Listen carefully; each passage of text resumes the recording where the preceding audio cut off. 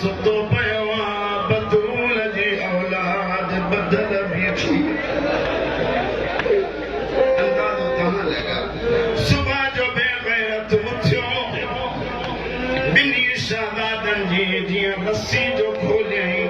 आलिम ता चवनि हिकिड़ो हेॾे वञी किरियो ॿियो हेॾे वञी किरियो बेहया जदो उथो त वठी हलां ॿई रोई रोई चवंदा असां उथी नथा सघूं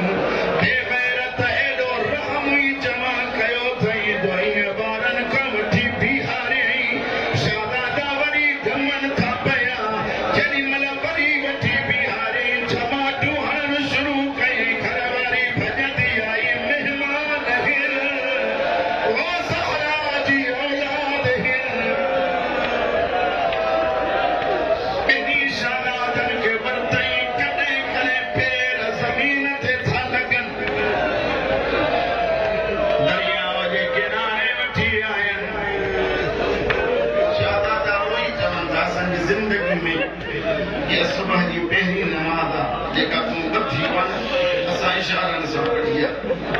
इजाज़त ॾे त नमाज़ पढ़ी वठ जे कोई फ़ाइदो मिले वठो त पढ़ी वठ नमाज़ पढ़ी बस कयनि दुनिया जो दस्तूर आहे जेॾीमहिल नंढड़नि ॿारनि खे केरु मारे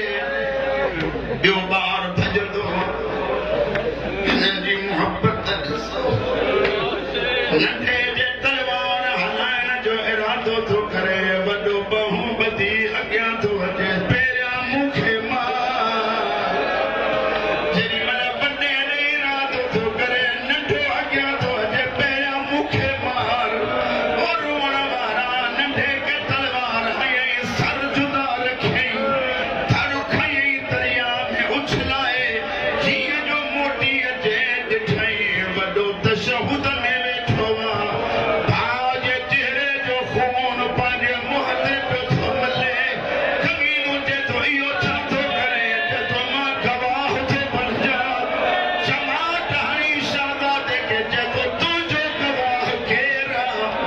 हिकु ग़ैबी आवाज़ आयो न घबराए मां मदीनो छॾे आई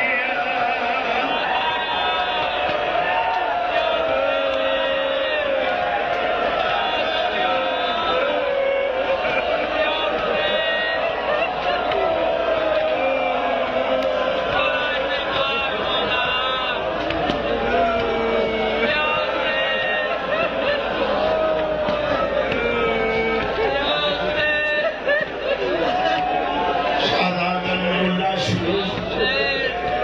पाणीअ में हेठि हलियूं हुयूं सैयद साहिब बानीअ मजलिस सां चवणु नथो मोटायां जेॾीमहिल मक़ातिल हारिस खे मारण लाइ वठी पियो अचे उते अची पहुतो जिते मारिया हुई हारिस खां पुछां थो करे मक़ातिल ॾे ख़बर आहे कंहिंजे क़दमनि जा निशान आहिनि लॻे थो हिते कोई फत कंदो रहियो आहे चए थो मूंखे ख़बर कान्हे जीअं मां कुहां पियो हिकु मस्तूर जो आवाज़ पियो अचे ओ मुंहिंजा रोज़ा त बचड़ा आहिनि न मार ही मुंहिंजा सग़ीर आहिनि हिन कमीने खे मारियई ॿई शादादनि जा सिर कढियई कढी जेॾीमहिल दरिया में विधई लाशूं हेठां निकिरी आयूं ॿई शादादा पाण में हीअं मिलिया होरिया होरिया चवनि था अल्लाह जे हवाले तॾहिं वरी निकिरंदासीं